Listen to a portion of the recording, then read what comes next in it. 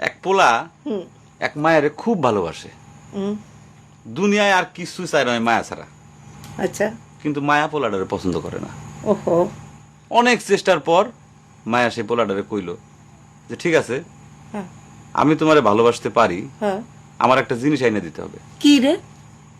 পোলাটা তখন কইল যে তোমারে পাওয়ার লিগা আমি দুনিয়ার যে কোনো জায়গা থেকে যে কোনো জিনিস আইনা দিতে পারি। হ্যাঁ হ্যাঁ। মায়েরা তখন কইল তুমি তোমার মায়ের কলজাটা আমার আইনা দাও। কি ক- কি ক- কি কি কি- শুনোই না। কি গল্প শোনালি দিদু? পোলা তখন দৌড়াইতে দৌড়াইতে তার মায়ের কাছে গেল। হ্যাঁ মারে যায় কইল হ্যাঁ মা আমি একটা মায়ের ভালোবাসছি, আমি তারে ছাড়া বাঁচুক না, হ্যাঁ। কিন্তু ওই মায়া আমার একটা জিনিস নিয়ে যাইতে কইছে, সেটা হলো তোমার কলিজা। তুমি যদি তোমার কলিজাটা আমারে দাও, ওই মায়াটা কলিজাটা পাইলে আমার ভালোবাসবে। মা তখন কইল তুই আমার একমাত্র বুকের ধন, তোর সুখের জন্য আমি সবকিছু করতে পারবো। পরে মা বুকটা ফাইরা কলিজাটা বাইর করে পোলার হাতে দিল। আহারে মা।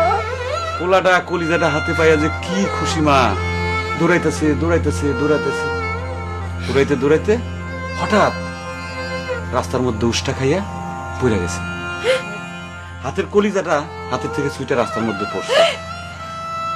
তখন মায়ের কলিজাটা কইতাছে ব্যথা পাইছো বাজান? মা,